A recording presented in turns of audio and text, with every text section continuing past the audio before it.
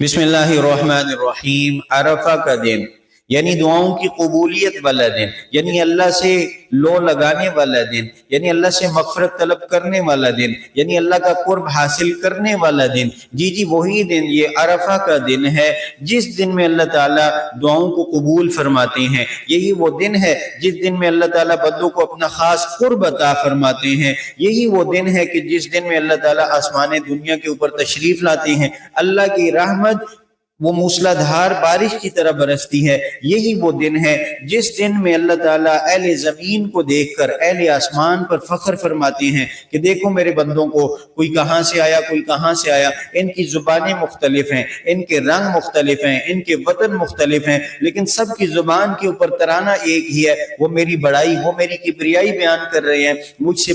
بخشش طلب کر رہے ہیں، مغفرت طلب کر رہے ہیں۔ اور یہی وہ دن ہے کہ جس دن کے اندر اللہ تعالیٰ بندوں کو جہنم کی آگ سے آزاد فرماتی ہیں۔ صحیح مسلم کے اندر روایت موجود ہے، آپ صلی اللہ علیہ وسلم نے ارشاد فرمایا کہ اللہ تعالیٰ پورے سال کے اندر اتنا جہنم سے لوگوں کو آزاد نہیں فرماتے جتنا اس دن یعنی عرفہ کے دن اللہ تعالیٰ لوگوں کو جہنم کی آگ سے آزاد فرماتے ہیں۔ جی ہاں، یہی وہ دن ہے جس دن کے اندر حاجی میدان عرفات کے اندر جمع ہوتے ہیں، حج کا رکن اعظم ادا کیا جاتا ہے۔ یہی وہ دن ہے کہ جس دن کے اندر شیطان ذلیل ہوتا ہے۔ موطا امام مالک کے اندر روایت موجود ہے، آپ صلی اللہ علیہ وسلم نے ارشاد فرمایا شیطان کسی دن اتنا ذلیل نہیں ہوتا جتنا عرفہ کے دن ذلیل ہوتا ہے، کہ 365 دنوں کی اس کی محنت ضائع ہوتی ہے، جتنا وہ گناہ کرواتا ہے، لیکن اللہ تعالیٰ اس دن میں آ کے لوگوں کی بخشش اور مغفرت کا فیصلہ فرما دیتے ہیں۔ اور یہی وہ دن ہے کہ جس دن میں اللہ تعالیٰ نے دین اسلام کی تکمیل فرمائی، الیوم اکملت لکم دینکم واتممت علیکم نعمتی ورضیت لکم الاسلام دینا۔ دین اسلام کی تکمیل والی آیت بھی اسی دن میں اتری، اور یہی وہ دن ہے عرفہ کا دن کہ جس کے اندر مانگی گئی دعا کے بارے میں آپ صلی اللہ علیہ وسلم نے ارشاد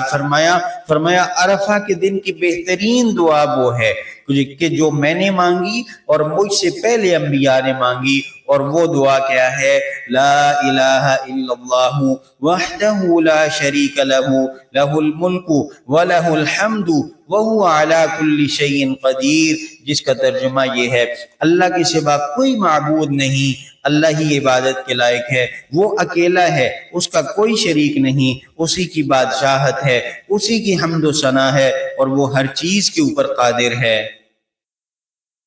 اس لیے اس دن کے اندر اللہ تعالیٰ سے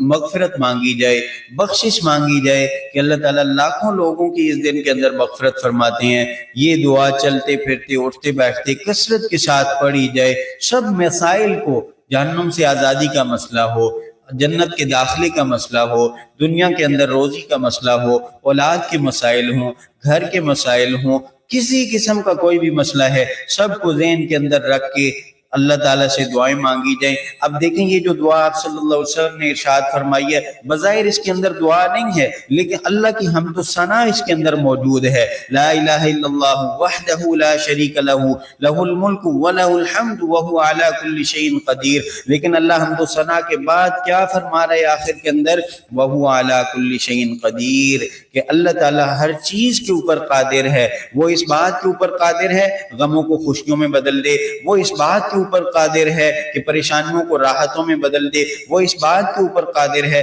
بیماریوں کو وہ شفا کے اندر تبدیل فرما دے۔ ہر کام کے اوپر اللہ کی ذات قادر ہے، اس لیے اس کی قدرت کو آدمی ذہن میں رکھ کے اللہ سے خوب دعائیں مانگے، اللہ سے خوب لو لگائے کہ یہ قبولیت دعا کا دن ہے، یہ قبولیت اوقات کا دن ہے۔